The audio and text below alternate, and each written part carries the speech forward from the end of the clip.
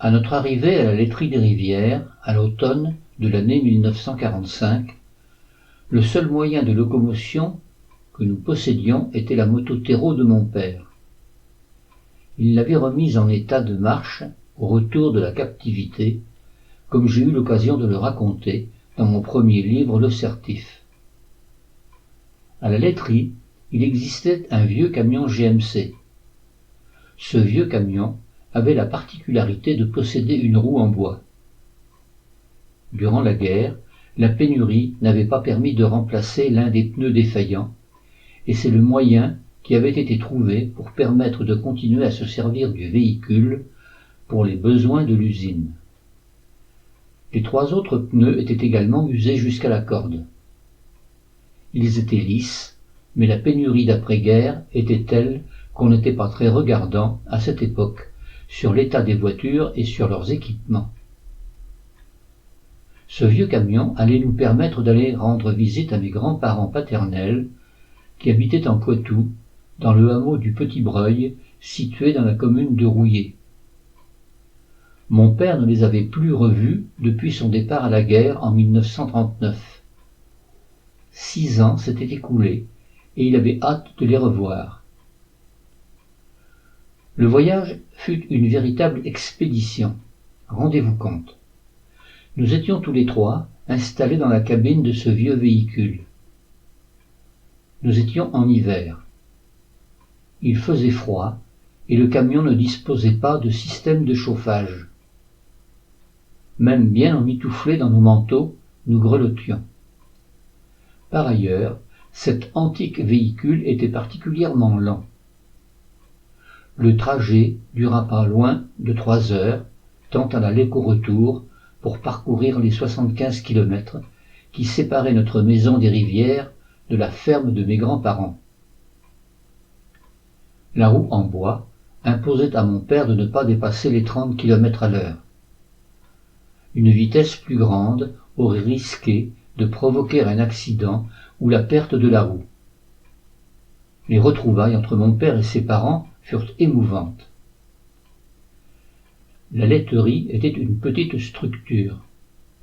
4 laitiers assuraient la collecte du lait produit par les vaches des fermes dans les communes limitrophes.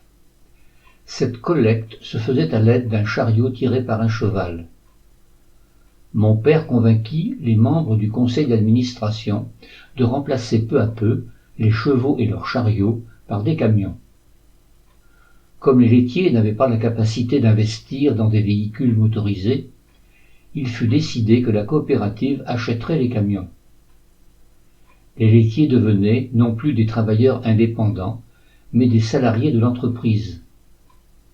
C'était un réel progrès. Les tournées de ramassage s'en trouvaient facilitées.